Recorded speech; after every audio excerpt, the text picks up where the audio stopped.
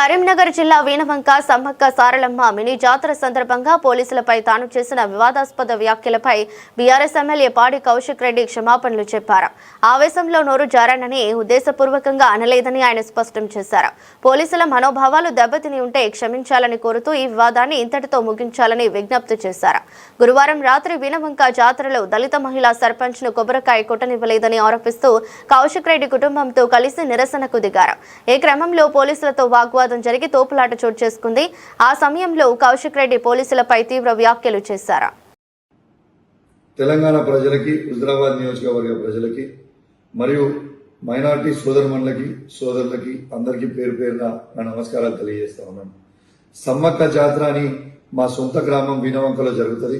ఆ జాతరలో మొక్కులు చెల్లించుకోవడానికి నేను, నా సతీమణి, నా బిడ్డ మరియు మా దళిత మహిళా సర్పంచ్ గారు మొక్కులు చెల్లించుకోవడానికి పోవడం జరిగింది. ఆడ మేము మొక్కులు చెల్లించుకున్న సందర్భంలో రేవంత్ రెడ్డి గారి ఆదేశాలతోని ఈడ ఉన్న మా జిల్లాలో ఉన్న సిపి గారు మరియు హుజరాబాద్ లో ఉన్న ఏసీపీ గారు, జమ్మికుంట రూరల్ సిఐ గారు ఏ విధంగా మమ్మల్ని అవమానపరిచిండ్రో, ఏ విధంగా గద్దెల మీద నుంచి ఈడ్చుకపోయారో మీ అందరూ కూడా చూసారు. ఆ ఫ్రస్ట్రేషన్ లో నేను సిపి గారిని ఒక మాట అనడం జరిగింది. కానీ నేను ఏ కులాన్నో ఏ మతాన్నో కించపరచడానికో నేను అట్లాంటి స్టేట్మెంట్ చేయలేదు.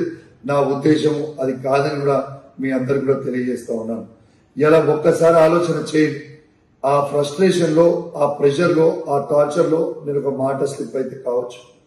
కానీ నేను వాళ్ళందరికీ కూడా దానివల్ల ఎవరికన్నా వాళ్ళ మనోభావాలు దెబ్బతింటే వాళ్ళని నేను పర్సనల్ గా అపాలజైజ్ చేస్తూ సెలవు తీసుకుంటా ఉన్నాను. జై తెలంగాణ, జై కేసీఆర్.